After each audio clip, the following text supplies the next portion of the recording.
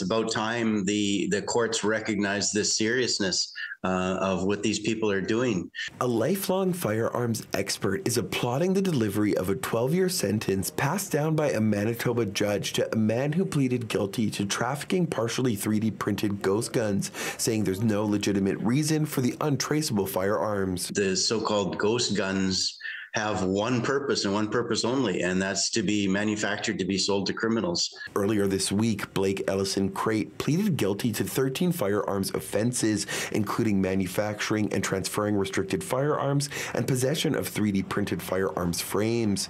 It resulted in what's reported to be the longest sentence in Canada for weapons offenses tied to a 3D printer. At a press conference about his arrest in July 2022, Inspector Elton Hall, who leads the WPS organized crime section, said these types of guns are a growing issue in Winnipeg. When I look at our statistics, it looks like right now that there's a flood of 3D guns entering into the city to make up for the gun shortage that we have in the city right now. One of the guns Ellison Crate helped craft, assembling them with out-of-province parts obtained under a fake identity, was used in the shooting of 2 boys at the Red River exhibition last summer. They cause a lot of danger, a lot of damage out on the streets, and a huge amount of risk to police officers and to citizens. David Brown is a world-renowned firearms expert and registered firearms instructor. Spending his life involved with firearms and firearms safety, he works closely with law enforcement. He explained that while parts of the gun, like the barrel and slide, need to be metal, the frame of the pistol, the handle, and essentially bottom half of the gun are made with a high-impact polymer, a super strong plastic that can be replicated using a 3D printer.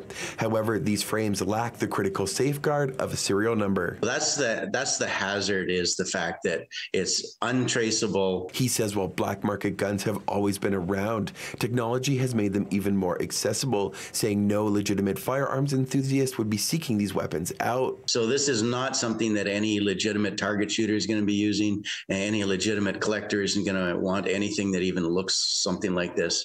They are not the most attractive looking thing in the world because they're made quick and they're made kind of sloppy. While guns have been manufactured in garages and basements for years, it required machining and fabrication skills.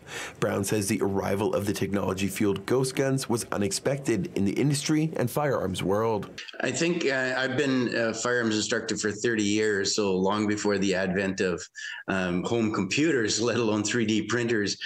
This is something that I think is new to all of us. In Winnipeg, Morgan Majeski, City News.